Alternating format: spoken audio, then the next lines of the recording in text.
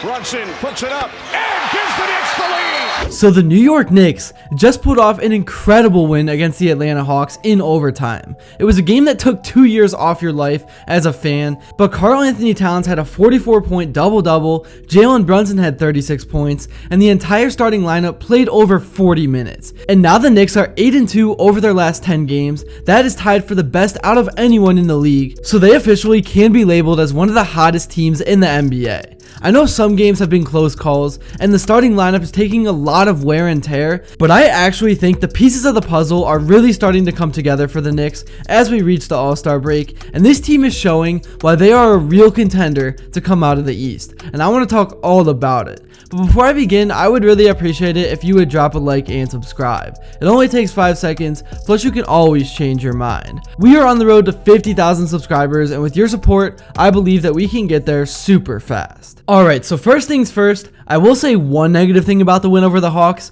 You can't allow the Hawks to score 148 points. They are a below 500 team that has really been struggling, and they just traded away their second best player in DeAndre Hunter to the Cleveland Cavaliers. But at the end of the day, a win is a win no matter how you can get it. At the end of the season, nobody cares about how you won game number 54 of the season, or whatever game it was. I think that's probably around the right number. And the Hawks do have a fast style pace of play, and Trae Young had 38 points with 19 assists. So credit to him for that performance, but I'm a Cleveland Cavaliers fan and have watched George Niang and Karis LeVert play all season long, and you can't let them score a combined 41 points. That's unacceptable, but I do realize with no OG, no Robinson, and a few other guys out, the starting lineup was just gassed. And that really is the only real problem with this team. I think the Knicks are contenders. I think they can beat anyone in a series with the firepower they have, but they don't have a ton of depth. Just one injury can derail their entire season, and they are paying so much money to the front end of their roster that they really weren't able to make any moves at the trade deadline, and I think that could hurt them down the line. But anyways, getting back to the game, talking about some of the good things the Knicks did offensively, I love how both Cat and Jalen Brunson can both run the offense starting at the top near half court. Towns' underrated facilitating ability allows Brunson to play some off ball every now and then, and because of all the attention that Cat draws to himself, every now and then Brunson is sometimes able to slip to the basket for a layup.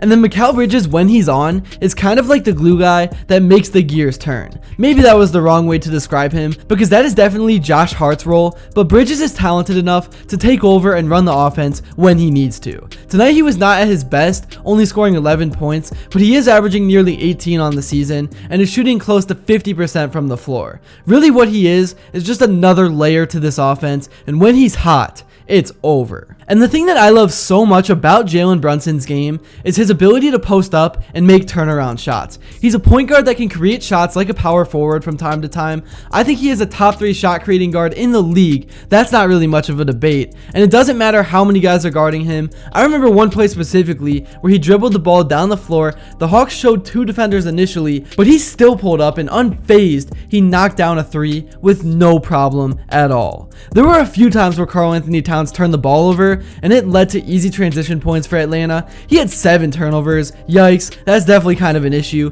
but I guess he made up for it, dropping 44 points on Atlanta's head while only missing 11 shots. I was really impressed with how Precious Achiuwa slid into the starting lineup in this game. He played 42 minutes and had 26 points and 8 rebounds, but the thing that really stood out was his 12 of 16 shooting from the field, and also the big fat 0 in turnovers. He was honestly the player of the game. I know it was Cat, but he was one of the biggest reasons why the Knicks won this game. Josh Hart put up his normal numbers. He played basically the entire game and almost had a triple-double with 18 points, 10 rebounds, and 6 assists. And he also had a steal and a block as well. So basically, he did it all. And then Cameron Payne off the bench was really the only one in terms of that unit that did anything with 10 points, 3 rebounds, and 4 assists. I think right now the Knicks are not a team that the NBA really fears because of their lack of depth, but in the back of everyone's minds, we all know what this team is capable of when they have a full 9 to 10 man rotation. It may be up for debate, but the Knicks have a top 2 starting lineup in the league, competing with the Cavs and then maybe the Thunder. I know the Celtics are there as well, and as I've already said, the Knicks' only real weakness is the fact that the guys just get exhausted out there, playing over 40 minutes a game when somebody is injured. But at the end of the day,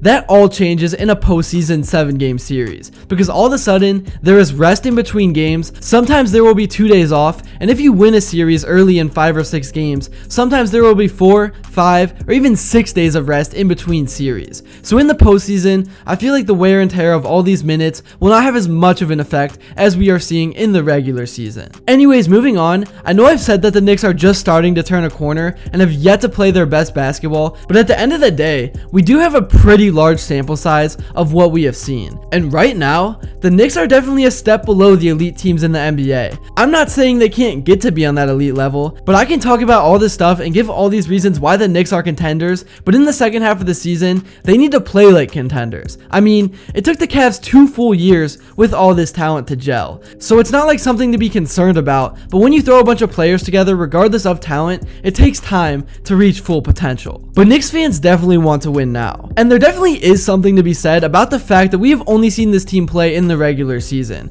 because we all know that guys like Josh Hart and Jalen Brunson play at a new level with a different intensity when the games actually matter. And really, LeBron was the one that changed this thinking. He was the one that proved that it doesn't matter what seed you have, all that matters is that you get a chip in a chair, and from there, you can get to the finals regardless. Because to be the man, you've got to beat the man. It doesn't matter if you play the Cavs or Boston in round 1 or round 3. Either way, you've got to slay the monster eventually. And on paper, in a playoff series, I know I said on paper, so take it with a grain of salt, but the Knicks do match up with the Celtics and the Cavs. We know Jalen Brunson can get his way against the Cavs backcourt. It could be a little different now with DeAndre Hunter in the land, and we know Josh Hart and OG Anunoby can defend Tatum and Brown. So matchup wise, there really are no issues for New York. It's just going to be about if they can get any bench production at all. And it may sound crazy, and maybe this is an awful take, but I don't think it would be bad in the playoffs to bring a guy like Bridges off the bench just to balance things out. Obviously, you still play him starter minutes, but I definitely think that could be an interesting way to bolster the bench without losing star power in the starting lineup. I'm definitely curious to hear what you guys think though, and enough of me rambling, let's hear what some of the players had to say following this win against the Atlanta Hawks. Jalen, congratulations on a phenomenal performance. What's it like when it's going so well for you out there on the court and you're seemingly in a zone like that? I don't know. I'm just going out there playing, having fun. I got the confidence of my teammates and coaches, and they make everything possible. You guys struggling a bit coming into this game. You had a career high 23 in the first quarter. Did you change your approach to try to get your team off to that kind of start? The assist there from Josh Hart, it looks like.